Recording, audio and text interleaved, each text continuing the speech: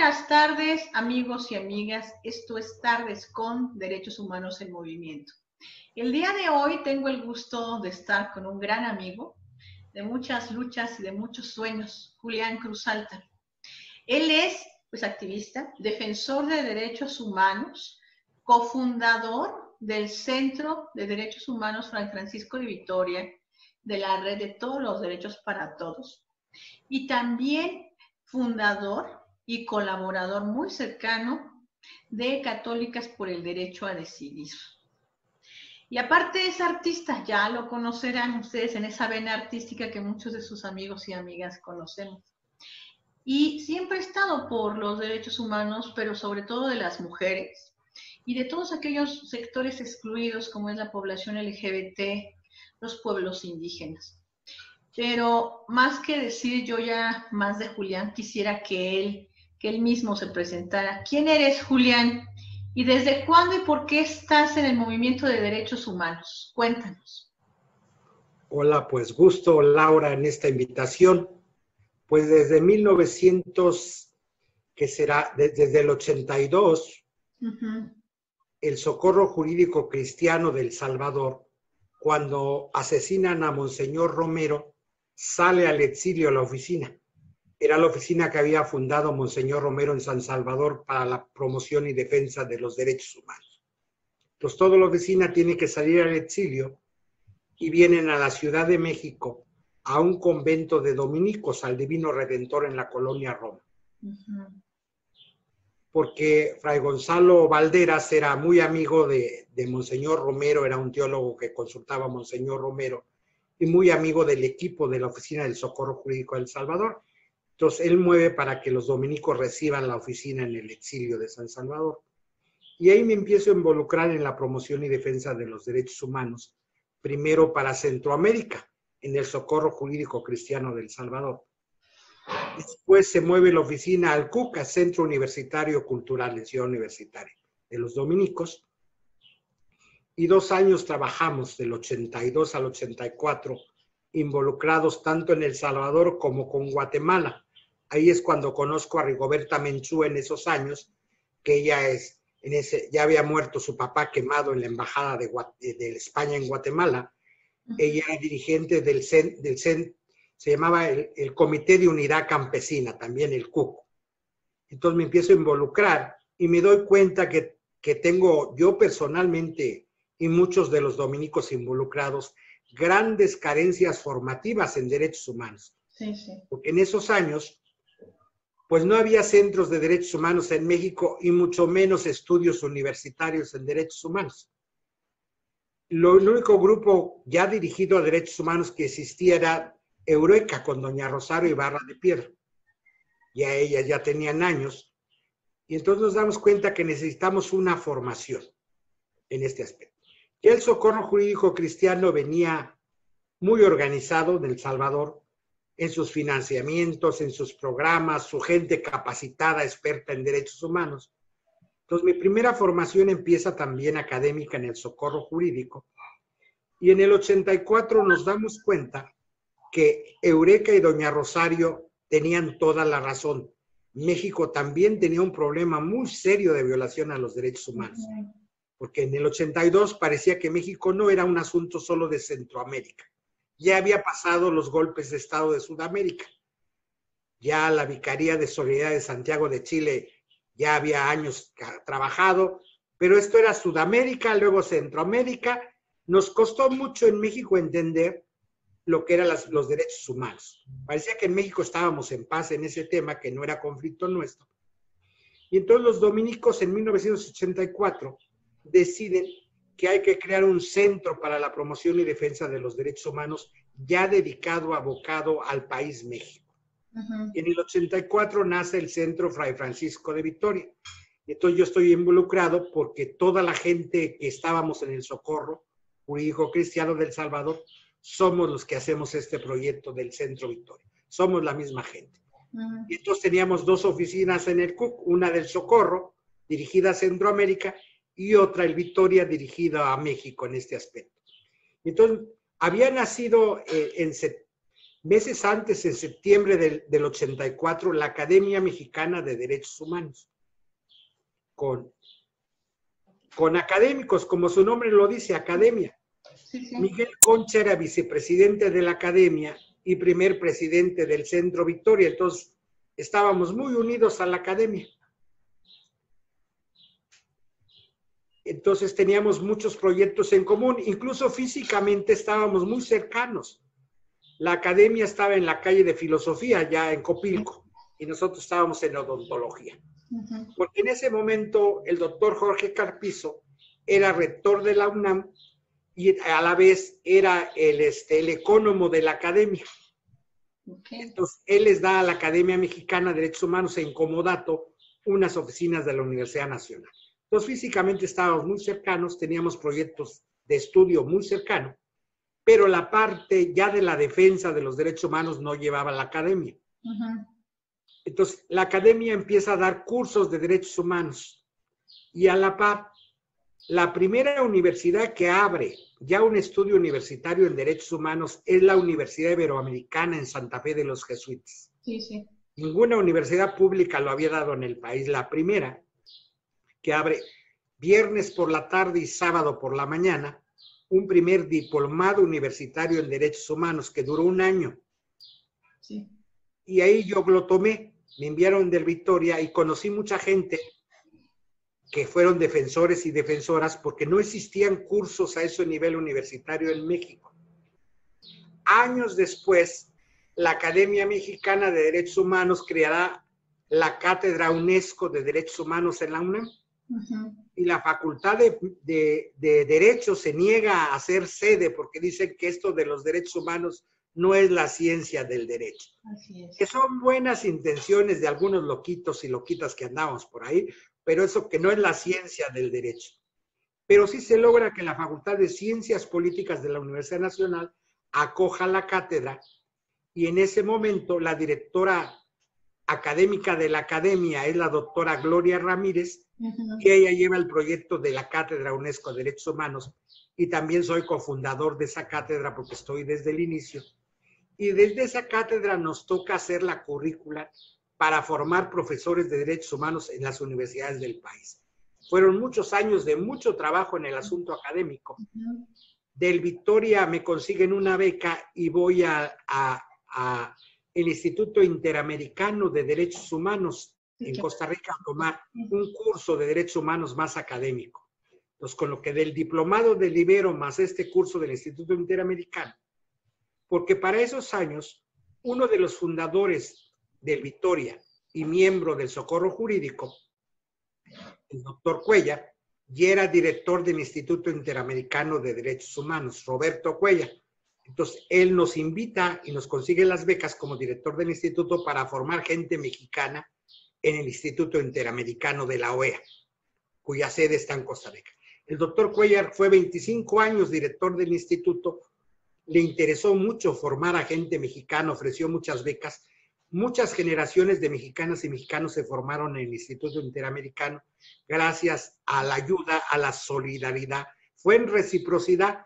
México los recibió a los salvadoreños y ellos nos abrieron puertas desde la dirección en el Instituto Interamericano, ofreciéndonos becas para formar gente. Entonces, esta parte académica así la suplimos, pero por otro lado está la parte ya no académica de la defensa, del defensor de derechos humanos, que no basta la academia. Así y uno va aprendiendo que es multidisciplinar. El derecho es muy importante, pero no basta el derecho. Estamos la ciencia política, la sociología, la antropología, la filosofía del derecho es muy importante. Y todo eso se va haciendo a la par desde la Cátedra UNESCO, desde la Academia Mexicana de Derechos Humanos, y el Victoria le entra muy fuerte a esto al inicio. Trabajamos muy de la mano con Eureka, nos damos cuenta que les falta formación, porque han sido las únicas que no tenían tiempo para formarse, eran madres de desaparecidos y tenían que dar la batalla, salir a la lucha.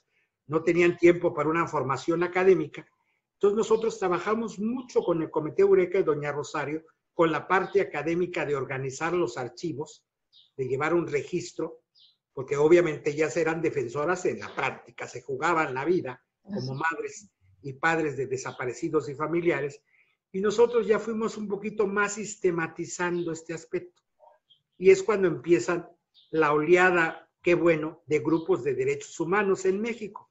Primero la academia, en la parte académica, nosotros meses después, en el mismo 84, y unos 2 años o algo así después, aparecerán los jesuitas con el Centro Miguel Agustín Pro, y ahí es donde nos conocimos, Laura, en proyectos comunes, que siempre se había dicho que jesuitas y dominicos no podíamos trabajar juntos, y nosotros dimos constancia de que podíamos trabajar juntos. Y bastante bien trabajar juntos y por años. Por años trabajamos en conjunto. Así es, y uno de los proyectos que me gustaría que comentaras ahorita que estás mencionando esto de jesuitas y dominicos, el Centro Victoria y el Centro Miguel Agustín Pro también fueron pioneros en la lucha contra la discriminación hacia las personas con VIH y también de diversidad sexual. Pero, y se hizo un comité, este comité con Cáritas, con la Fundación Mexicana de Con la Lucha Ibero. contra el SIDA, con la Ibero. Entonces me gustaría, más que contarlo, yo me gustaría que tú compartieras ese trabajo que hicimos varias cosas ahí, de cómo nos juntamos para hacer algo donde nadie le entraba para variar, ¿no? Claro. Y eran los organismos que teníamos que ver con la iglesia, de alguna manera. Tanto el PRO, pues de los jesuitas, el Victoria de los dominicos, Cáritas de la Arquidiócesis de México, la Universidad Americana de los Jesuitas, y que tomáramos un tema tan difícil, diversidad sexual y VIH, les parecía imposible. Y logramos... Y que Mauricio era la única organización que dirigía la Fundación Mexicana de Lucha contra el SIDA. Sí, que en esos momentos estaba en sus inicios también. Entonces logramos conjuntar varias voces y tener un proyecto común de la defensa de los derechos humanos. No entramos tanto a la discusión de las diversidades como ahora afortunadamente se da. Nuestro trabajo era decir, antes que discutir, era defender derechos humanos porque había graves violaciones. Estaba fuerte la epidemia del VIH-Sida, entonces había que actuar. Entonces, el tema que hoy la encíclica del Papa es central, la nueva de Fratelli Tutti, el buen samaritano, creo que este comité de VIH-Sida de derechos humanos, así se llamaba, lo ejecutó el buen samaritano, y todas las instancias logramos entender que era nuestro trabajo. Editábamos cuadernos, hacíamos conferencias, talleres, trabajo en las prisiones teníamos, con presos, con enfermos de VIH. Fueron muchos años de una defensa continua, que poco registro queda de eso y de ese comité, que fue un comité pues de varios centros, fuerte, y que desde tanto del PRO como el Victoria pues le pusimos muchas ganas, mucho interés en la promoción y defensa de los derechos humanos de los enfermos, porque estaba la epidemia fuerte en esos años. Sí, ¿no? Y que además le entramos al tema de mujeres también, desde el VIH. Y yo creo que ahorita lo que acabas de tocar es muy fuerte y muy importante. Yo creo que aquí hay que hacer ese recuento histórico, porque habría que recuperarlo, Julián. Todas las historias de vida que armamos también. Claro. El Hospital Gabriel Mancera, que fue como la punta de lanza de la defensa de las personas con VIH, desde los hospitales, desde los grupos de autoapoyo, las historias de mujeres con VIH, cómo estaban viviendo la epidemia y todo el estigma y discriminación, y también las personas tanto de los centros penitenciarios, tanto femenino como masculino, ¿no? Sí, toda esa etapa fue fuerte. Editamos las historias de vida, precisamente de toda esta gente, y entonces hacíamos foros en la Ibero importantes para promocionar estas historias de vida y el comité, y sobre todo que supiera la gente dónde podía acudir a hacer denuncias y tener acompañamiento. Y darle ese rostro humano a la pandemia del VIH-Sida y lo que significaba para las personas. Y en esos años empiezan a fundarse centros en todo el país, y el Centro Victoria empieza a acompañar muchos procesos de fundación, de tal manera que se va tejiendo una red a la cual le damos talleres, entre ellos el Bartolomé de las Casas. Yo fui a San Cristóbal con otros dominicos a dar talleres para formar el Centro Fray Bartolomé de las Casas, cuyo primer director fue un dominico, Fray Pablo Romo. Entonces teníamos mucha relación. De hecho, cuando se funda el Victoria, Miguel Concha quería ponerle Centro de Derechos Humanos Fray Bartolomé de las Casas, era la idea de Miguel Concha. Y Gonzalo Valera dijo, no, eso se lo reservamos a don Samuel Ruiz, Algún día la Dios de San Cristóbal va a tener su centro y a ellos les corresponde Chiapas. Por eso le pusimos Victoria, buscamos otro dominico involucrado en estos casos para reservar el nombre de Bartolomé para Chiapas. Entonces, desde el inicio del Centro Bartolomé hemos tenido mucha relación en la formación. Y el PRO, una vez que nace, empieza a dar talleres y a organizar y acompañar la formación de muchos centros de derechos humanos en el país. Entonces, de tal manera que sin proponérnoslos, sin tenerlo diseñado, van haciendo como 2 redes de derechos humanos en el país. Y viene el momento, estaba Chuche Maldonado, el director del Centro PRO, Miguel seguía en el Victoria en esos años, está desde el inicio, y nos sentamos a dialogar y dijimos, no, el país no puede tener, vamos apenas iniciando este movimiento de derechos humanos, como 2 organizaciones, tenemos que unificar. Entonces, el primer diálogo fue eso, y ahí nació la red Todos los Derechos para Todos. Entonces, una red se llamó el TELAR, que era para hacer estudios, la parte de talleres y académica. Y la red era para la defensa y promoción de los derechos humanos. Con los años el TELAR fue desapareciendo porque la red fue integrando todo el trabajo, también los talleres y fue creciendo y se fueron involucrando y naciendo más grupos y nació en San Luis Potosí el centro, nació en Monterrey Cadá con la hermana Consuelo y fueron apareciendo los personajes defensores que hoy conocemos en México y se fueron integrando en esta gran red que fue un trabajo de tejer alianzas muy fuerte y a pesar de tantos años es difícil grupos diferentes porque es una red, no es un solo grupo. Entonces coordinar miradas diferentes, estrategias, formaciones diferentes en derechos humanos costó y sigue costando. La red sigue actualmente, yo tengo años que no voy a las asambleas de la red, pertenezco a varios grupos que son de la red, pero yo personalmente estoy involucrado en otros procesos en los últimos años de mi vida, pero me da gusto que esto que costó tanto trabajo, sentarnos, muchos diálogos, mucha construcción de alianzas por el bien de México, un movimiento fuerte de defensa y promoción de los derechos humanos, como es la red Todos los Derechos para Todos, donde fue involucrada mucha gente. Después, cuando estuvo de director del PRO, David Fernández, que es en la época que tú eres parte del PRO, que creamos este comité de VIH-Sida en esa época. Teníamos muchos nexos, tanto trabajo en la red como en el comité. Entonces, decir, esta es una historia que se tiene que contar en la promoción y defensa de los derechos humanos, cómo estos 2 centros, ya reconocidos en ese momento, los de los grandes del país, tuvieron la generosidad de privilegiar alianzas al propio desarrollo institucional del propio centro. Era otro momento de la historia, pero creo que fue acertada la visión que se tuvo desde... Porque además los 2 eran las cabezas, eran los líderes, el Centro Victoria y el Centro Miguel Agustín PRO, y el Fray Bartolomé de las Casas en Chiapas. Entonces creo que esto continúa fuerte, están muy unidos, creo que esta causa por la defensa de la dignidad de las personas es la que ha prevalecido porque es el bien mayor para todos y para todas. Y ahorita, Julián, ¿cómo lo estás viendo? Por ejemplo, está el grupo de Indignación en Yucatán trabajando muy fuerte, toda la parte pues, de la defensa de las comunidades indígenas. ¿Cómo ves a la red ahorita tú? Se ha diversificado, católicas por derecho a decir es parte de la red. En alguna asamblea yo lo propuse y me dijeron que no era su espacio, que para eso existían las redes feministas, que no era su espacio, se nos negó. Hoy ha cambiado tanto que Católicas es parte muy activa de la red. No se miraban en ese momento los derechos sexuales y reproductivos como derechos humanos, era asunto de las mujeres como cosa aparte. Hoy vemos el cambio porque la red asume la defensa de los derechos sexuales y reproductivos como derechos humanos.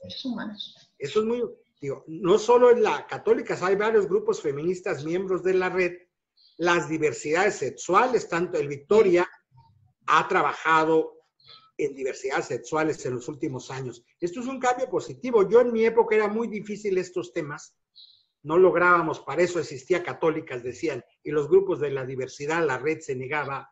Hoy veo en esta red apertura a estos nuevos, y los nuevos derechos, los DESCA, Hoy mucho la red trabaja en derechos sociales, económicos y culturales. Pasamos de la etapa de los derechos civiles y políticos. En ese momento era fuerte trabajar por la democracia. Trabajamos mucho, los derechos políticos son derechos humanos, hacíamos campañas.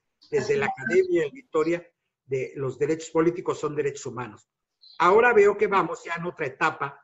Me parece que la red ha podido, todos los grupos de derechos humanos, avanzar en abrir el abanico amplio de derechos humanos, los derechos de la infancia, los derechos de las diversidades, abrirse. Digo, para mí es muy importante la apertura a los derechos sexuales y reproductivos como derechos humanos.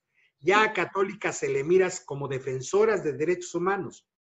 Hace 20 y tantos años no se les miraba como defensoras de derechos humanos, como grupos feministas, como que eso fuera otra cosa. Y hoy no, ya está integrada en la defensa. Entonces, sí ha habido un avance en el país, obviamente. Y por otro lado, pues ya son más profesionales. En un inicio la gente éramos de buena voluntad, había algunos abogados, pero la mayoría no estábamos formados en derechos humanos. Aprendíamos en el camino. Qué bueno que ya se profesionalizó. Ya tenemos posgrados en derechos humanos. La Ibero tiene un posgrado, la Universidad Nacional, muchas universidades del país ya forman gente. La Universidad Autónoma de Chiapas, yo soy parte de un proceso, los acompaño cuando puedo, tiene una maestría en promoción y defensa de los derechos humanos. Es decir, yo hace muchos años tomé un diplomado en derechos étnicos y en desarrollo en la Universidad Autónoma de Chiapas. Apenas llegaba lo indígena. No, y tienen una maestría en derechos humanos y una maestría muy práctica. Cada alumno tiene que acompañar un caso y alumna e irlo desarrollando durante la maestría. O sea, ejercer el acompañamiento de casos. Es una maestría muy práctica la de la Universidad Autónoma de Chiapas. Es decir, sí se ve el avance hasta en lo académico. Hoy tenemos toda una cobertura de formación, muchos cursos con universidades de España, con La Mancha, mucha gente con doctorado en derechos humanos. Esto me alegra mucho porque tenemos profesionales de los derechos humanos, lo cual no quiere decir que no hay espacio para la gente defensora. Todas las madres de desaparecidos, más de 71,000 en este país, pues no tienen doctorados ni maestrías en derechos humanos y se hacen en la práctica. Creo que la academia tiene que seguir acompañando a la gente defensora de derechos humanos. No pueden ser dos mundos. La Academia de Derechos Humanos por un lado, lo académico, y las defensoras por otro, con picos y palas. Creo que una cosa no suple a la otra, son complementarios. Hoy estamos en este trabajo, es decir, hemos avanzado, pero falta mucho. Nunca nos imaginábamos en esos años 71,000 desaparecidos en México, digo. No, es no. un conflicto sudamericano Tampoco, de los golpes de Estado. Sí, no, y tampoco la violencia que se ha generado por la pandemia. Y hay algo importante también, que también se entró a los derechos humanos ambientales y que también a los defensores de derechos humanos ambientales y defensoras se les reconoce. Igual claro, a las defensoras y defensoras de la comunidad LGBT, que también han asesinado en este país, en México y en otros países del mundo, pero que en México han aumentado los feminicidios 11 al día, ¿no? Claro, por eso horrible. Católicas crea con muchas organizaciones de la República el Observatorio Nacional Civil contra el Feminicidio. Católicas es parte fuerte, tiene la coordinación, pero no es de Católicas, es de una serie de grupos en cada estado, porque la situación es muy grave en el feminicidio. Eso hace años no mirábamos que íbamos a tener esta situación de feminicidios en México, pero son defensoras de derechos humanos. Claro. Casos de defensa a las abogadas y buscadoras, las madres, es una alianza entre abogados, abogadas y madres de desaparecidas o de asesinadas. Y comunicólogos, y eso es lo más fuerte, el trabajo de derechos humanos tiene que ser integral e interdisciplinario y valorar los dos saberes, como tú mismo lo dices, tanto lo académico como todo el saber que tienen las madres de desaparecidos, lo que tienen los activistas, lo que tienen los defensores de a pie, que no me gusta decir esa palabra, pero es la defensa, que está día a día en las calles, en los campos, en las provincias, en todos lados. Y también los comunicólogos apoyan, también los de ciencia política. Caramba, tú como teólogo, como toda la parte ética, es tan importante esta parte ética también en la defensa de los derechos humanos, Julián. Dime ahorita cómo le están haciendo desde Católicas con todo este panorama tan terrible, con la pandemia, ¿cómo han estado trabajando? ¿Cómo han estado incidiendo? Porque lo siguen haciendo. Claro. En parte desde el Observatorio Nacional contra el Feminicidio, ese sigue activo, a pesar de la pandemia, los casos. Tuvieron cerrados los tribunales, ya están abiertos, se siguió litigando, acompañando, orientando. Se tienen reuniones con las madres que pertenecen, que están organizadas y que son parte del observatorio. No se podían hacer marchas por la situación de la pandemia, pero si seguía insistiendo en la búsqueda, estas mujeres no siguen cruzadas de brazos, con todo y pandemia buscan a sus hijas. Entonces, la contención psicológica es muy fuerte. A veces hay reuniones y es donde me invitan de la parte espiritual, porque esta gente les cambió la vida. No pueden pasar la Navidad y Año Nuevo como todas con sus hijos alegres, les falta una de sus hijas. Y son casos de 10, 12 años, de muchos años. Y entonces hay que hacer una contención no solo psicológica, espiritual, porque esta gente tiene una ausencia profunda, les han partido la vida y el corazón. Pues hacemos trabajo también de acompañamiento espiritual. Católicas, por otro lado, en los derechos sexuales y reproductivos, tiene un acompañamiento de acompañantes espirituales para la gente que tiene problemas de conciencia con el asunto del aborto. Por toda nuestra falta de formación religiosa, en México somos gente muy religiosa, pero solo tenemos el catecismo que nos dieron en la infancia, en las parroquias. Seamos de la iglesia que seamos, en general la gente no tiene formación religiosa de adulto, es de niño, de niña. Entonces tiene muchas culpas, nuestra religión es muy culpígena. Entonces, en asunto, por ejemplo, caso aborto, nosotros trabajamos mucho acompañando a la gente, no para que aborte. En Católicas no nos interesa que la gente aborte. Nos interesa que la gente tenga claridad en sus decisiones. Y sea su decisión, no se la impongamos, ni desde Católicas, desde ningún grupo. Nuestro trabajo no es porque las mexicanas aborten. Nosotros no tenemos ni clínicas, ni somos personal de salud. Nuestro trabajo es en la libertad de conciencia, que es un derecho humano, la libertad de conciencia. Lo que dices es muy importante, porque esto que acabas de decir, Católicas no quiere que las mujeres aborten, sino que sepan tomar una decisión libre y espontáneamente. Porque sí, es un derecho la libertad de conciencia, la libertad de investigación. Alguien no puede decidir si no le das todas las opciones y acompañamiento científico y serio. Porque si no es inducción, estás induciendo su decisión. Entonces, si nosotros acompañamos a la mujer, si decide abortar, pues se busca personal especializado, médico. Nosotros no tenemos ni clínicas, ni es nuestro trabajo. No es nuestro trabajo. No somos una organización médica. Pero el derecho a la salud es un derecho humano y lo acompañamos y lo defendemos. Sí, sí. Es un derecho humano, el derecho a la salud integral. Acordémonos que la salud no es solo biológica. La Organización Mundial de la Salud dice que la salud es biológica, emocional, social y espiritual. Entonces, acompañamos a que las mujeres, los y las jóvenes tengan este derecho protegido en el país, porque nos damos cuenta que cuando hablamos de sexualidad no se toma en cuenta desde la infancia.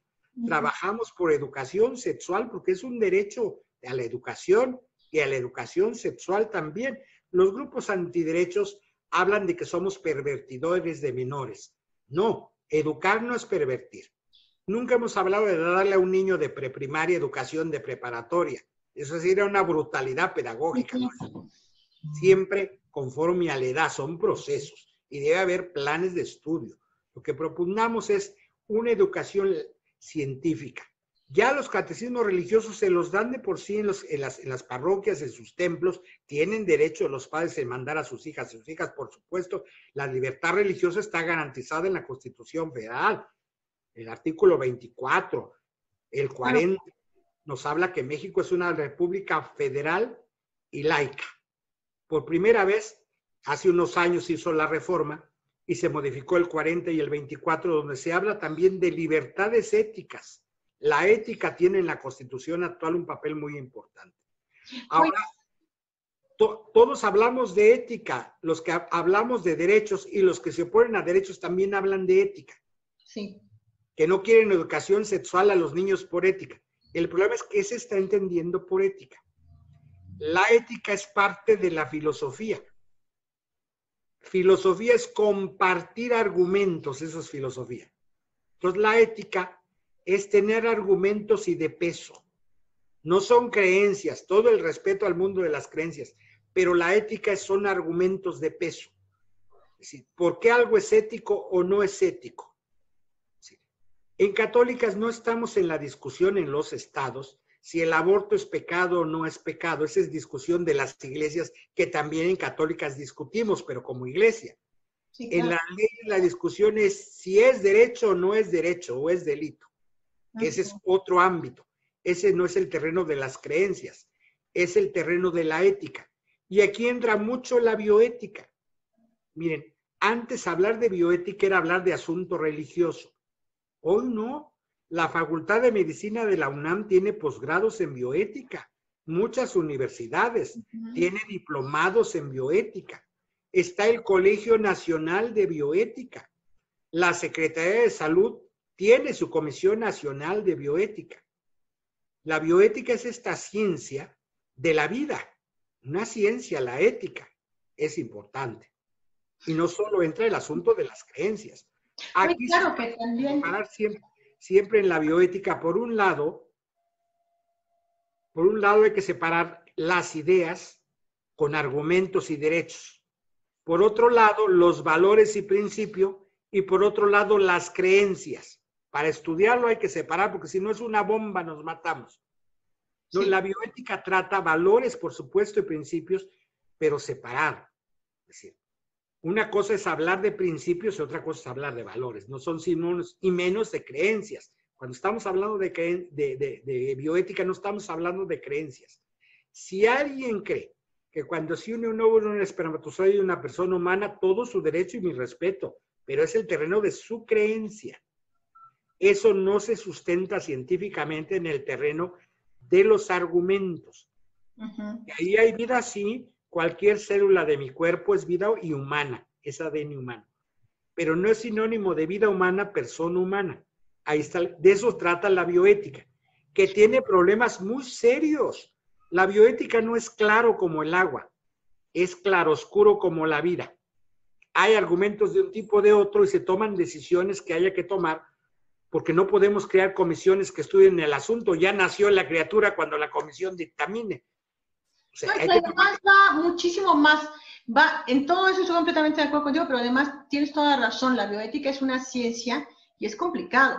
De hecho, todos los protocolos científicos que hay ahorita, incluso para las vacunas, para medicamentos, para todos los protocolos que hay, claro. También se tiene que tomar en cuenta los principios bioéticos para todos estos estudios, porque está implicada la vida de un ser humano para probar si un medicamento funciona o no funciona.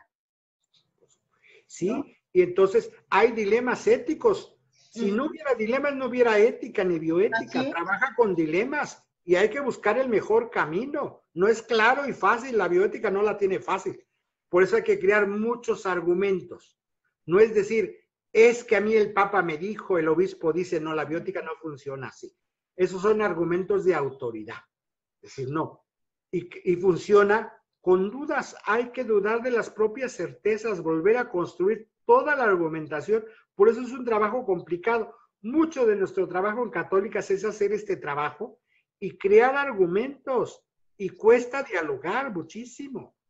Sí, claro. Y con la gente es no imponerle contra esto. Estamos hablando contra las imposiciones desde afuera.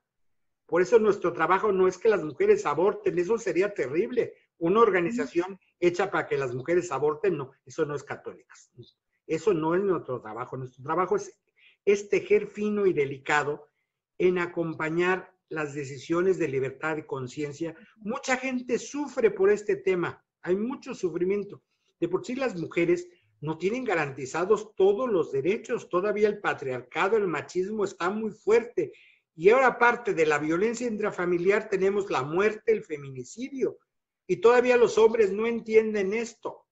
Los que hablan, entonces, el homicidio es no entender nada quien sostiene eso. Ahora vamos a hacer marchas de reivindicación la dignidad de los hombres. No entendieron nada. El feminismo no es lo contrario que el machismo. No, el machismo mata. es excluyente. El feminismo es incluyente y no ha matado a nadie. Todos estos hombres que hablan de feminazis, todo esto, no entendieron nada otra vez. Entonces nos damos cuenta que nuestro trabajo en derechos humanos le falta mucho. Tenemos que tener procesos educativos y tenemos que tener organizaciones de educación en derechos humanos y universidades. No hemos acabado. Desde la cátedra UNESCO se ve que el trabajo, porque ya hay posgrados, ya acabamos. No, la población necesita mucha educación en derechos. Todavía oímos los discursos que derechos humanos defienden delincuentes. Es no entender el concepto de derechos humanos. Es terrible que tengamos que escuchar todavía a esas alturas este dicho que para mí es terrible, ¿no? Esta frase tan tremenda. Y bueno, regresando a la educación, Julián, acabas de tocar el meollo. Nos falta todavía formación. Sí, nos faltan posgrados, nos faltan muchas cosas y estar constantemente, pero desde lo más básico, el derecho a la educación básica. Tú sabes que en varios estados de la República se ha querido reformar el derecho a la educación laica, pública, gratuita. En estas reformas se encuentra el PIN parental. No pasó en Nuevo León, pero pasó en Aguascalientes y se interpuso una controversia constitucional por la Comisión de Derechos Humanos. Pero esto no significa que se vaya a quedar nada más en Aguascalientes. Continúa y siguen continuando queriendo contraponer el derecho a los padres diciendo que tienen derecho a la educación de sus hijos. Esto no es así. Nos daña la Constitución. ¿Qué nos podrías tú argumentar aquí para que nuestros radioescuchas y también quienes nos están viendo en Facebook pudieran conocer esto, ¿no? De por qué la educación tiene que ser laica y basada en evidencias científicas? Claro. Y al Estado le corresponde garantizar el bien de los niños y las niñas. Los padres tienen todo su derecho y patria potestad, pero el defensor de los niños y las niñas y sus derechos a la educación es el Estado. El Estado no puede negar esa cuestión que tiene de garantizar a los niños y a las niñas educación. Entonces, es responsabilidad del Estado, por eso el Estado no puede permitir este tipo de leyes que violan el bienestar superior de los niños. Un padre y una madre de familia no puede negarse al bienestar superior del niño. Es decir, nadie le niega que le dé catecismo religioso el sábado en su templo, viernes o domingo, nadie se opone. El asunto es en la escuela pública, no se puede dar educación religiosa en un Estado laico. Y es por el bien superior de los niños. Es decir, tiene que dar educación científica, y la educación científica o es laica o no es científica, de sencillo. Es decir, entonces los padres no se pueden negar a la educación de los hijos, el Estado la tiene que garantizar por el bien superior del niño y de la niña. O sea, la Defensoría de los Niños tiene que intervenir en estos estados donde se quieren pasar estas leyes, y los señores legisladoras y legisladoras tienen que entender que los niños de ese estado no son sus hijos y sus hijas no tienen patria potestad, que ellos, como aparato del Estado, el poder legislativo, tienen que garantizarle a esos niños y esas niñas el derecho a la educación sexual. Esa es su función. No andan llevando leyes que van contra el derecho a la educación. Es terrible lo que están haciendo los diputados y diputadas por ignorancia, no es por maldad. Es que son malos, terribles, son ignorantes. El problema es que ignoran de lo que deberían saber.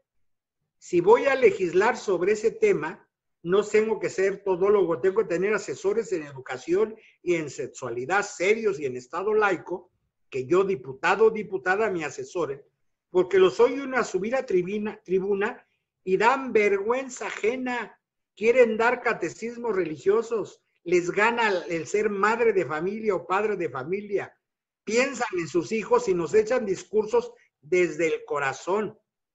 No, claro, no son máquinas, son padre y madre de familia, pero no entienden que tienen que tener la ética de la función. Ahí en la tribuna son diputados y diputadas. Su ética no tiene que ser la privada, no tiene que ser la ética de la madre de familia o el padre de familia. El legislador tiene que tener ética pública. ¿Y cuál es la ética pública? Derechos humanos. Si ustedes me preguntaran, ¿cómo resume la ética pública? Derechos humanos. El derecho a la educación, ellos lo tienen que garantizar, y en sus discursos y lo que quieren hacer con estas leyes lo están violentando lo que lo tienen que garantizar, pero no se dan cuenta. Con los señores legisladoras y legisladores tenemos que hacer muchos procesos educativos en derechos humanos. Yo trabajo mucho en asesorar, en acompañar, en estar en las discusiones, porque son procesos educativos. Con palitos y bolitas hay que explicarles porque no entienden esto de la ética pública. Tienen buen corazón, pero de buen corazón se hacen barbaridades cuando se ignora. Es tremendo, decir, la ignorancia es osada y temeraria. Decía Giordano Bruno que ignorancia y soberbia son hermanas gemelas, van de la mano. Yo sé que no hay maldad, hay mucha ignorancia en el poder legislativo. El problema es que pueden dañar porque ellos hacen las leyes y las votan. En Aguascalientes es terrible el nivel del discurso cuando estuvo la discusión y ganaron esta postura, pues son para llorar, hay que mandarlos otra vez a cursos y sobre todo de derechos de la infancia. Ahí la Defensoría del Estado tuvo que haber metido controversia constitucional contra esa ley, que era la que le correspondía amparar los derechos de los niños. Sí, no, completamente cierto. Y bueno, Julián, frente a toda esta violencia que ya habíamos comentado en unos minutos anteriores, la violencia que se ha exacerbado diariamente, feminicidios, crímenes de odio por prejuicio, asesinatos a periodistas y defensores de derechos humanos y la impunidad que es la constante. Desde tu punto de vista, ¿cómo enfrentar esta situación como gobierno y desde la sociedad civil? Y cuando hablo de sociedad civil, sí es las organizaciones civiles, pero también las comunidades, las familias y también de manera individual. Pues yo creo que primero organizar, como sociedad civil organizada. Y hay diferentes maneras de organizarse. Sindicatos, movimientos, ONGs, hay muchas maneras de organizarse, es decir, uniones, colonias, colonos unidos. Hay mucha manera para garantizar sus derechos. Acordémonos que la primera defensa es la propia de cuando uno siente lesionados sus derechos y debe abanderar. Es decir, pues las diversidades no los va a ir a abanderar alguien que no pertenezca a las diversidades, se les puede acompañar, asesorar, pero los pueblos indios lo entendieron muy claro. Nadie necesita que los abandere. Ellos encabezan sus luchas y necesitan abogados, expertos, la parte técnica que les acompañen. Pero los líderes pues son indígenas. Las mujeres, pues no necesitan que luchemos los hombres por ellas o que vayamos adelante los hombres enarbolando la causa feminista. Las mujeres lo tienen claro. Claro. Para hacer leyes necesitan expertos en derecho, sea hombre o mujer, con ese abogado tiene que tener visión de género para poder asesorar.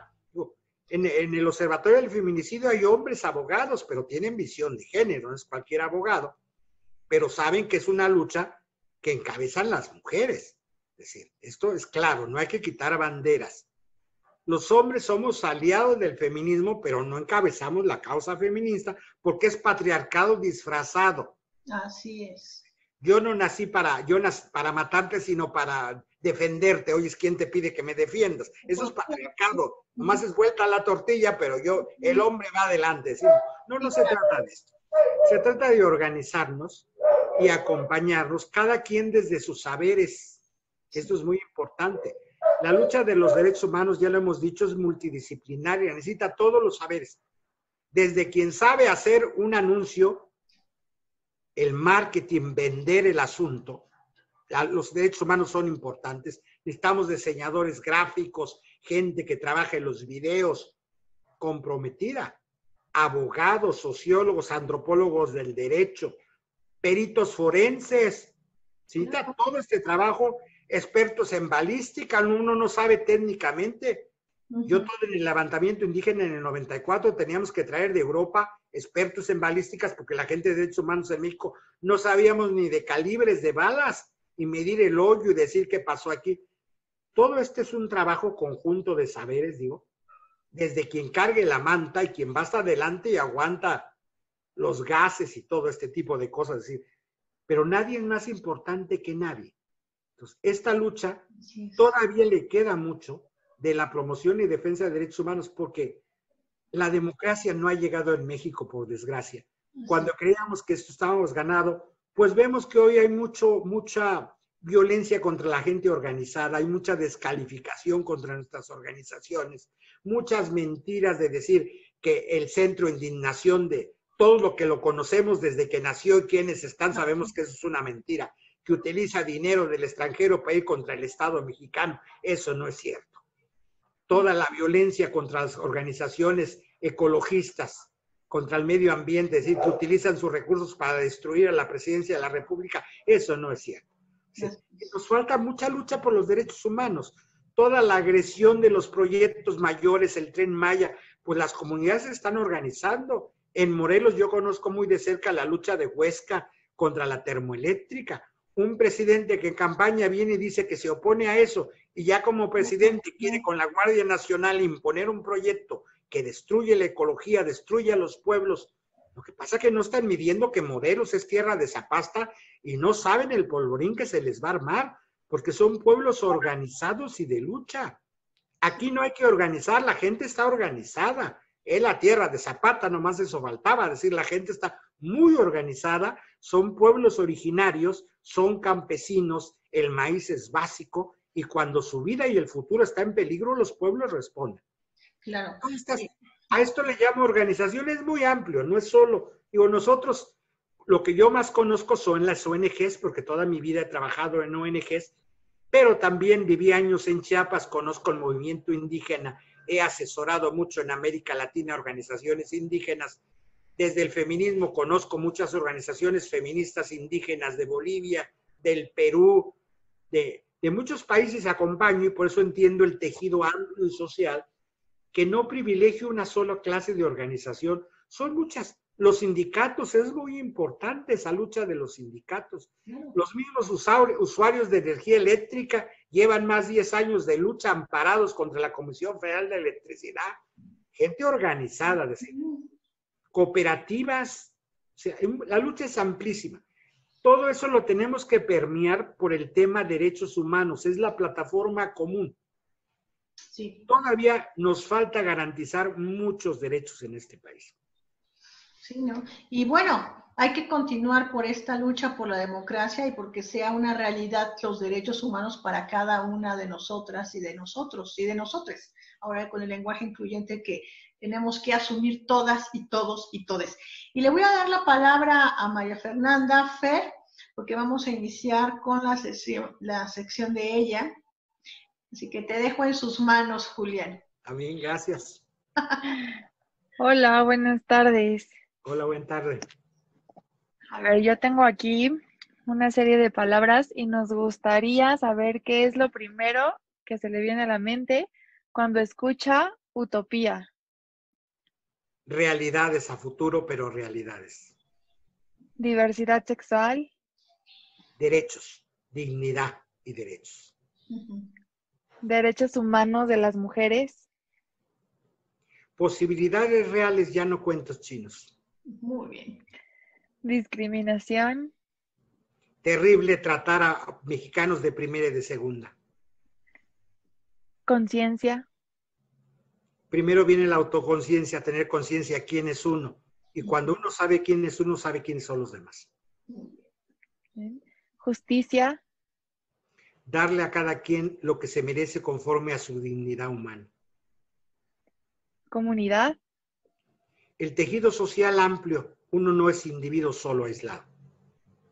Bien. Y por último, cultura de paz. La paz se logra en un proceso complicado, largo. La paz no es lo primero, es el final. Y la paz se va haciendo en este proceso. Sí. Muchísimas gracias. Muchas gracias, Julián. Bueno, tú eres un artista.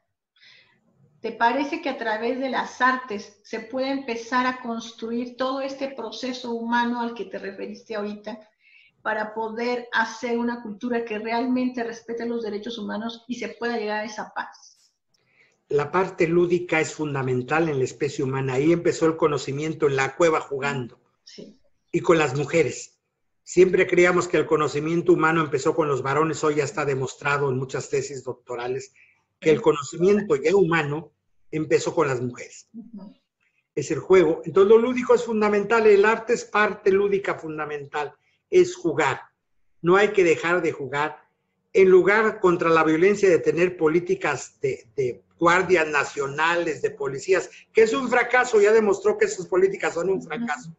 Crear talleres, entretenimiento, incluso bailar mambos, ponerle talleres a la gente de baile, de mambos, muévase. Su cuerpo es lo más básico que tiene. Pero le tenemos miedo al cuerpo y al erotismo. Sí. Un cuerpo necesita bailar, pero para bailar necesita comer. Todo está ligado, lo lúdico. Por eso los derechos son importantes. Y el arte te lo va sacando. Y ser creativos. Es que el arte necesita mucho dinero. ¿Qué clase de arte? Un arte elitista.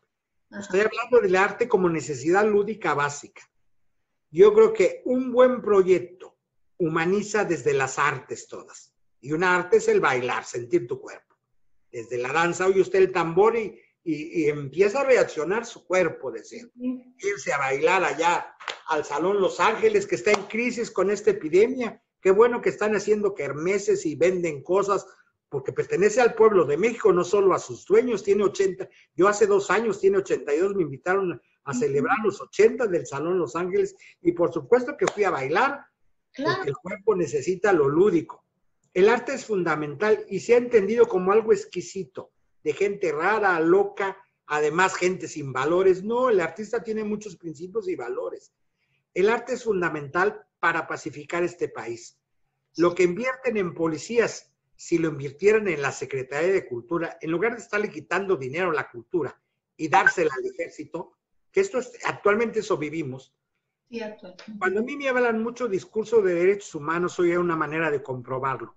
Mire el presupuesto del año del país. Ahí está la verdad. ¿A qué le dedican? Cuando le quitan a la cultura y a las artes presupuesto y le aumentan al ejército, está grave la democracia en este país. Estamos siguiendo mal. Cuando del Producto Interno Bruto, ¿cuánto dedica a usted? ¿Qué porcentaje a la educación y a las artes? Morelos, pongo el caso. El gobernador actual es un futbolista que no entiende ni de comunidad, ni de derechos humanos, ni de bien común. Fusionó 2 secretarías, la de turismo y cultura, en una. Ay, no puede ser. Porque para él es lo mismo. Sí, Morelos es balnearios, turismo. Sí, y desconoce una cultura milenaria de Morelos en sus pueblos.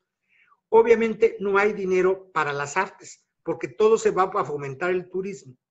Y pues hay mujeres en estos cargos, pero vienen son buenas, la actual nombrada es muy buena, pero lo que conoce es el turismo. Es muy buena porque es una mujer muy trabajadora, muy luchona, se ha hecho, a mí me consta, la conozco desde ahí, me consta. El asunto es que como son 2 en una, tendría que haber una Secretaría de Cultura que tiene otro objetivo con su propio presupuesto, claro, y una de turismo. Tenemos esos casos como el de Morelos, que un gobernador no entiende, y unos legisladores que no entienden que su papel es servir al pueblo, no al gobernador, le fusionaron. Él lo quería junto y se lo hicieron una ley.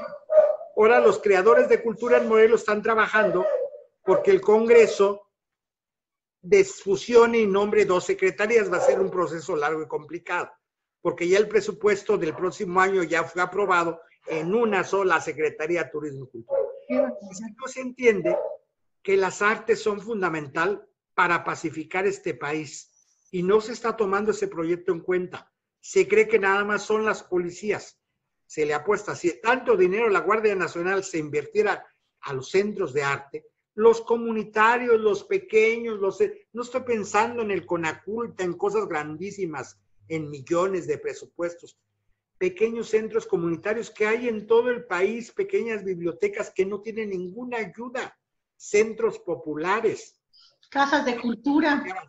La cultura es fundamental y las artes es la parte lúdica y básica de todo ser humano. Sí, no, y es fundamental estas casas de la cultura, ¿no? Tú y yo tenemos un amigo en común, que es Juan José Zamarón. Él empezó en una casa de cultura, allí en Morelos. Y lo que hace actualmente, ¿no? Y es muy buen pintor. Julián, tú también pintas y también haces poesía. Cuéntanos ahora, en estos tiempos, ¿has tenido tiempo para hacer algo de pintura y algo de poesía? He dibujado sobre todo. He estado dibujando mucho. Con tinta china he estado trabajando mucho. Poesía me cuesta mucho yo construirla. Leo mucha poesía, sé mucha poesía, conozco muchos poetas, muchos concursos de poesía, participo para seleccionar los poemarios, conozco la técnica. Yo casi no escribo poesía porque es tan delicado para mí eso. Más bien pinto, y para pintar leo mucha poesía. He ilustrado muchos poemarios, he trabajado con muchos poetas.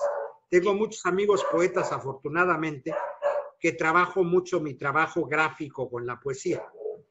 Yo prácticamente nunca he publicado poesía, pero sí he ilustrado mucha poesía, porque van de la mano. La poesía va más allá del poema. Todo artista es poeta. Es la capacidad de abrir tu interior al otro interior de las cosas, de las personas. Las cosas también tienen su vida interior. Y cuando tú conectas desde ti con su interioridad, eso es la poesía. Y algunos poetas hacen cine, otros hacen danza y otros hacen versos. En ese sentido sí tengo que ver con la poesía. Yo hago pintura, creo cultura. Tarkovsky nunca escribió un verso, es hijo de un gran poeta, Andrei Tarkovsky, ruso, su papá sí era poeta, pero él hace cine, pero es poesía, porque este hombre tuvo la capacidad de conectarse él internamente con la vida. Eso es la poesía. Eso es fundamental para atraer la paz. México es un país de poetas. Oaxaca, con tanto pintor, son poetas. La pintura oaxaqueña es poética. Usted mira cualquiera, no solo los grandes, no solo Tamayo, no solo Toledo. O Siqueiro, sí. Es decir, todo la poesía es muy amplia. En ese sentido, sí soy poeta, porque trato de conectar la espiritualidad es muy importante.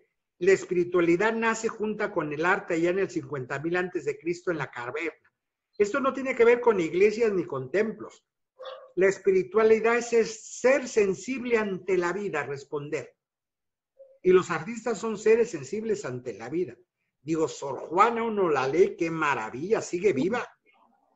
Lee usted a Elena Garro, pero qué majestuosidad de trabajar el asunto. Lee uno un poema de Elsa Cross, una mujer contemporánea, fue mi maestra allá en los 80s en la Facultad de Filosofía de la UNAM.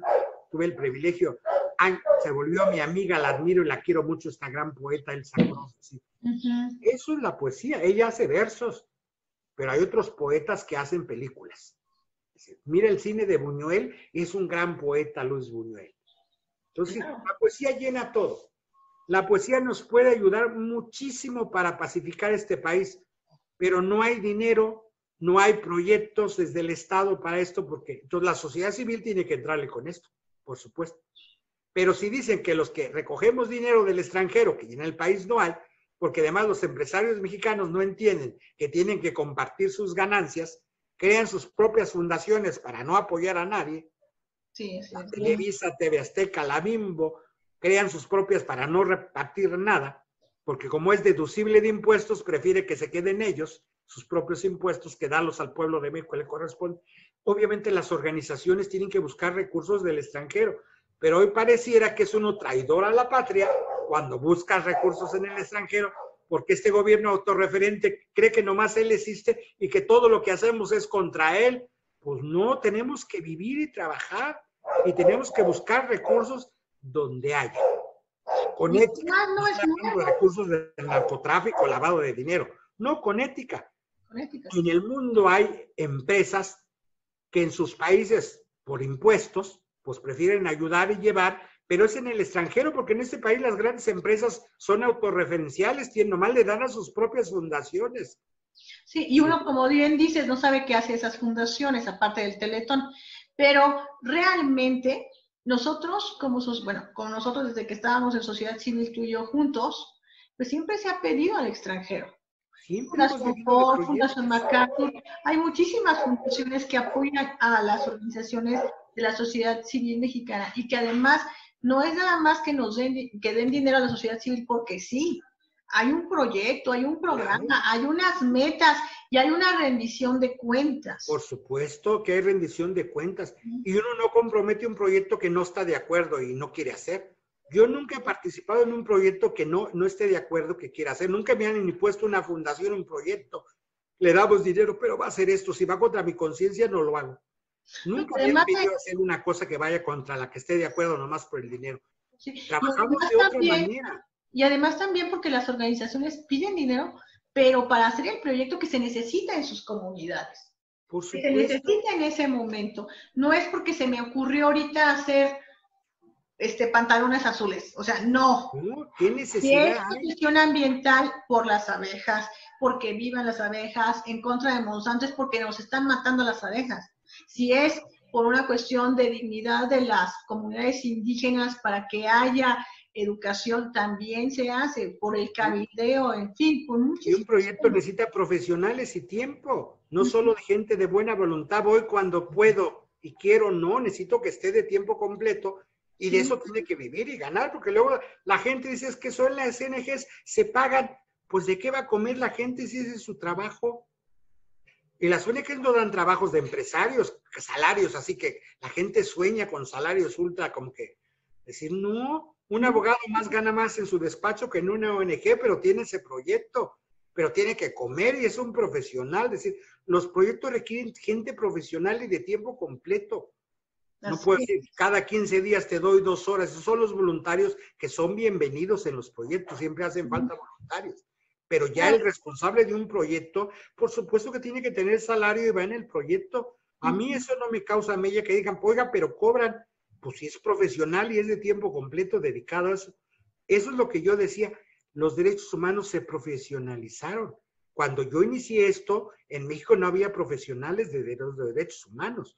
Hoy sí hay gente profesional que tiene que comer, si es su trabajo digno, no está robando. A mí no me da vergüenza que en las ONGs cobre la gente. Es su trabajo, es dignidad, el trabajo es digno.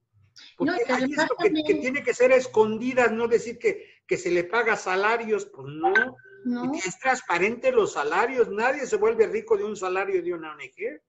No, y también hay una cosa que cada vez se va uno preparando más, estés en la academia o estés en la organización civil. Tienes que Hay que seguir invertir en los preparándote y cursos, los cursos son actualizándote. caros. Sí, Claro. Y tienes que ser interdisciplinario también. por supuesto, y tener todo un aparato interdisciplinario de gente con sus saberes, y eso cuesta. Y formar gente cuesta. A nuestras organizaciones le ha costado mucho formar gente. Y vivimos formando gente experta en nuestros temas, es decir, eso cuesta mucha plata, formar gente, le apostamos a la educación. ¿Ya? Y bueno, Julián, quisiera que nosotros, bueno, yo te conozco muy bien, sé las exquisiteces que haces, porque de verdad es un artista este hombre, pero yo quisiera que te conocieran más personalmente. Y para esto, pues, me gustaría que nos dijeras, por ejemplo, ¿qué libros, 3 libros, por favor, que para ti sean fundamentales y que los recomiendes a quien nos ve? Y más en estos tiempos. Sí. Hay una autora medieval, Hildegarda de Bingen, mística, taumaturga, sanadora, compositora musical, que tenía visiones, una gran visionaria. Murió a los 84 años, murió muy vieja para la edad media, nace en el 1094, imagínate, mujer medieval. Predicó en catedrales, la única mujer que predicó, hizo 3 viajes de peregrinación.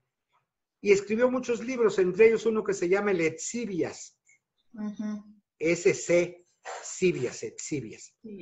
Así le tituló, sobre el conocimiento. Ahí desnuda su alma y los procesos cognitivos de ella muy interesantes. Para mí es un libro que me leo y releo muchísimo, me ha ayudado mucho. Ok. El canto cósmico de Ernesto Cardenal para mí es fundamental, un poemario maravilloso. Ernesto Cardenal es un poeta que me ha acompañado a lo largo de mi vida. Para mí la poesía es el don mayor de la palabra, es sagradísima la poesía. Entonces, decir, hay muchos poetas muy buenos. Elsa Cross, Canto Malabar, que es una maravilla de Elsa Cross. Sí. Yo les quiero recomendar muchísimo de poesía.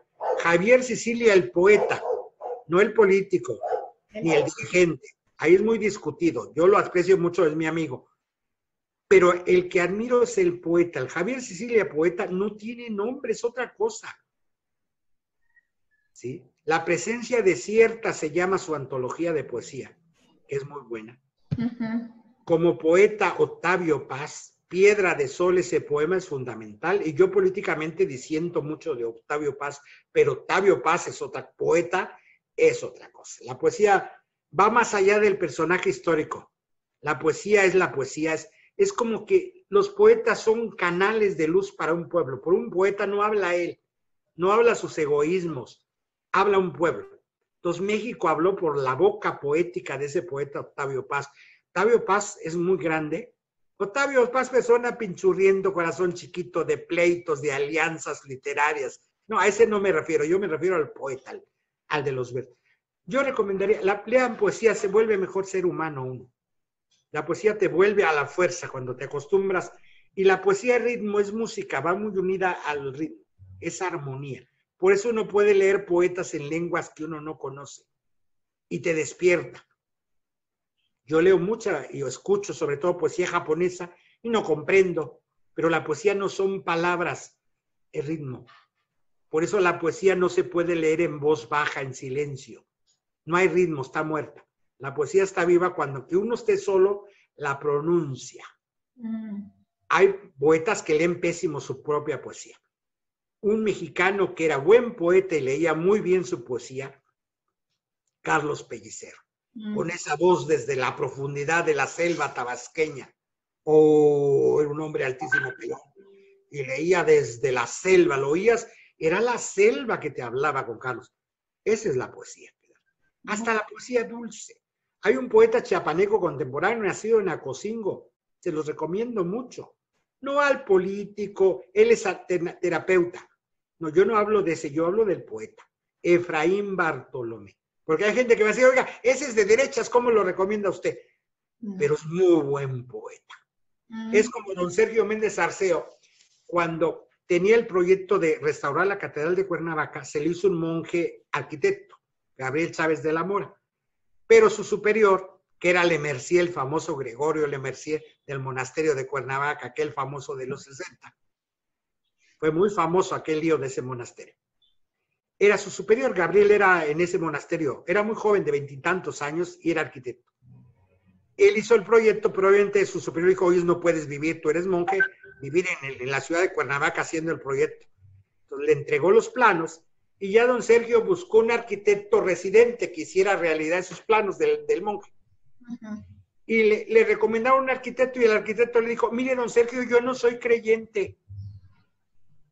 Le agradezco que me haya buscado, pero yo no. Le dice don Sergio, mire, pa' curas tengo llena la catedral, ando buscando un arquitecto, no un cura. Y me dijeron que usted era buen arquitecto. Y ese es el que hizo el proyecto. Porque él le dijo, no, yo no soy creyente. Es esto, decir, no ando buscando un cura, le dijo. De esos tengo mucho en la catedral. Quiero un arquitecto, me dijeron que usted era buen arquitecto. Esto es, el poeta es poeta. Hay poetas políticos, hay poetas dirigentes, sociales. No, yo me refiero al poeta, que es otra cosa. Entonces, Javier Sicilia es muy buen poeta religioso. Lástima que ya no quiere escribir después de... Yo creo que sanaría su alma. Algún día tendrá, y yo lo voy a animar, que Javier regrese a escribir. Porque la poesía para él es muy sagrada, entonces el mundo ya está terrible, no la merece. Pero tiene que entender que no todo está terrible, que hay luz en este mundo, que todavía hay gente que merece esta palabra de la... Porque la palabra profética, poética es profética. Decía Ernesto Cardenal, toda poesía es profecía. Toda poesía. Yo le recomiendo toda la obra de Ernesto Cardenal, es una fiesta. Oye. Julián, y si no te hubieras dedicado a la defensa de derechos humanos, hubieras sido dominico, ¿qué serías? Profesor de teología. Me gusta mucho la teología. De todas maneras, voy a estudiar teología. Muy bien. Artista, pintor, me hubiera dedicado más de lleno a la pintura. Yo estudié en la Esmeralda. Me interesa mucho la pintura, la poesía. Artista, decir, entre teólogo y artistas es muy común, es el mismo terreno, hablamos de lo mismo en lenguajes diferentes. Sí, yo me hubiera dedicado a las artes y a promotor cultural y toda esta cuestión.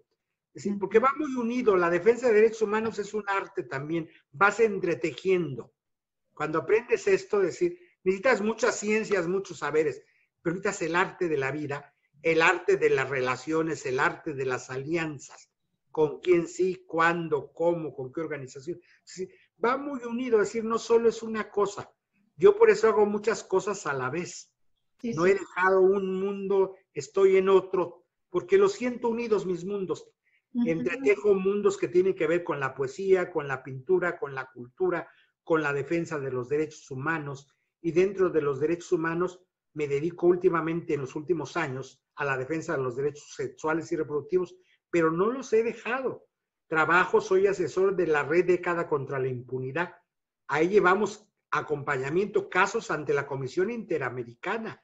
Yo represento a muchas víctimas, entonces tengo que ir a reuniones seguido a Washington y con el gobierno mexicano, porque soy representante de muchas víctimas que acuden a la Red Década contra la Impunidad. Llevamos casos paradigmáticos ante la Comisión. He aprendido mucho con esta red de todo el derecho americano, ya no en teoría, en la práctica, cómo se mete una queja, cómo la emiten, y reunirme con los abogados de la Comisión en Washington que llevan el asunto. Hemos ganado informes de fondo. Ahorita estamos en el gobierno con la Secretaría de Gobernación viendo cómo se cumplen, o pasamos a la Corte Interamericana con el caso, si el gobierno... Es mucho, porque ahí no son casos solo de derechos reproductivos. Este caso que tenemos de fondo es sobre arraigo. Y este gobierno, en lugar de quitar el arraigo, la Comisión pidió en el informe de fondo que México quite el arraigo. Y este gobierno lo amplió. Entonces, sí, pues no la damos por cumplida lo que pide la Comisión, porque el arraigo ahí está. Mientras ese gobierno no nos explique por qué amplió el arraigo, entonces me sigo moviendo en otra clase de derechos, de presos, de gente que ha sido sentenciada injustamente, torturada. Tenemos un caso que acompañamos en el penal de Chilpancingo, alguien que ya aprobó el protocolo de Estambul, y aún así el juez, con todo el protocolo, no lo toma en cuenta y le avienta 43 años de cárcel por homicidio. Alguien que le arrancaron la confesión bajo tortura, se le aplica el protocolo, da positivo, y el juez le vale en Guerrero. Y ahorita tenemos en segunda instancia con un magistrado el asunto, porque fue torturado. Ya lleva 10 años ese muchacho en prisión en Chilpancingo, pero el juez le aventó 43, o sea, le faltan 33, y un homicidio que no cometió. Porque fue. Y en estos casos, es decir, no solo me dedico, yo en Católicas mucho de mi tiempo es para la defensa de derechos sexuales y reproductivos, pero con la red vuelvo a trabajar mucho desde hace algunos años. Este organismo lo preside el obispo Raúl Vera. Mucha de la parte práctica me toca a mí acompañar. Por ejemplo, el 19 de octubre sesiona la Comisión Interamericana por la epidemia. No vamos a ir a Washington, va a ser virtual. Yo tengo audiencia el 19, pero virtual. Como peticionario de algunos casos que tenemos que revisar, porque hay audiencias privadas de composición de casos, hay públicas de todos los que participan en las sesiones. Yo normalmente cuando viajo es que tengo audiencias privadas por casos que llevamos con ellos, y interviene el gobierno mexicano para tratar de avanzar. En esas reuniones tratamos de avanzar con la representación del gobierno y nosotros que somos la representación de las víctimas. Es muy interesante aprender todo cómo se litiga. Yo no soy abogado, pero voy aprendiendo mucho en esto, y aquí, gracias que la red me dio la oportunidad de acompañarlos, por la petición, el obispo Raúl Vera no puede viajar seguido con la red, entonces mucho él la preside, entonces se le entrega informes, él revisa, es el presidente de esta red, pero tanto la secretaria de la red como el asesor jurídico, pues soy asesor de ellos en estos temas, como defensor reconocen, y yo también voy aprendiendo el litigio porque yo había estudiado en la comisión, en el Instituto Interamericano, el derecho americano, pero ya viéndolo en práctica y cómo se hacen los documentos y cómo se mete ante la comisión y cómo se hace ante la corte, pues estoy aprendiendo mucho. Todavía no he acabado mi trabajo de defensor en otros temas, aparte de los derechos. No, eso no va a acabar, ¿eh? Eso nunca va a continuar, nunca. Van cambiando leyes y hay que ponerse al día otra vez, aprender nuevos protocolos. Sí, lo que te digo. Bueno, y además, estar ante la Comisión Interamericana con un caso, con una audiencia temática, estar en el caso ante la Corte Interamericana, todo lo que es el sistema interamericano, también es muy, muy, pues muy interesante, pero como dices tú, aprendes, pero no solamente tú que no eres abogado, también los abogados aprendemos. Porque también nos toca innovar. Yo creo que una de las cosas que es característica esencial de los defensores y defensoras de derechos humanos es que tenemos que tener imaginación e innovar el derecho. Porque no es suficiente lo que está escrito ahí. Sí. Sino que tenemos que innovar y sacarle ese jugo, esa entraña, porque también creo que también es poesía el tener este conocimiento y poderlo trascender hacia estos casos, porque es hacia la vida de las personas y hacia la dignidad humana. Y Julián, querido, tenemos 2 preguntas más de Fer. A ver, porque ahí está Fer todavía. Aquí ando. Perdón. A ver, ¿cómo te ves en 10 años, Julián? Pues haciendo lo que hago no me veo en otro mundo, me apasiona. Y mientras me apasione lo que hago, pintar, organizar eventos, lectura de poesía, defensa de derechos humanos, dar talleres y cursos. La parte educativa a mí me apasiona. Tengo 26 años en Católicas dando talleres y cursos y conferencias. Me veo, como mi trabajo en este aspecto no es tanto físico de desgaste, sino mientras yo pueda dar y contribuir y esté al día en mi discurso, pues me veo dando talleres y defendiendo derechos humanos y pintando. Y de vez en cuando bailando, porque me gusta bailar, poca gente lo sabe. Sí. Muy bien. Y a ver, si pudieras pedir un deseo y que se te concediera en este momento, ¿cuál sería? Pues que pararan tanto feminicidio. Si hubiera una varita mágica en este momento, lo que veía, parar a tanta muerte, a tanta mujer tan violentamente, porque va aumentando esto. Así es. Es un deseo que me sumo a tu deseo, Julián, de verdad. Me sumo a este deseo. Y también se suma Fer, estoy segura. Pues muchísimas gracias, querido Julián, por permitirnos charlar contigo. Y pues espero que nos sigas honrando con tu presencia, porque eres un hombre muy sabio. Aunque digas que estás aprendiendo todos los días, eso también es sabiduría, porque contigo la soberbia no viene al caso. Eso no existe. Ni me gusta, ¿no? Hay que estar aprendiendo.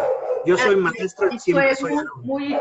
Pues eres un ser humano a todo dar. ¿Qué puedo decir? Como dice el todos, ¿no? Y pues amigos y amigas, les agradezco mucho esta tarde que están con nosotros. Nos vemos el próximo jueves. Hasta luego. Hasta luego, gusto y gracias. Mucho gusto. Gracias, hasta luego.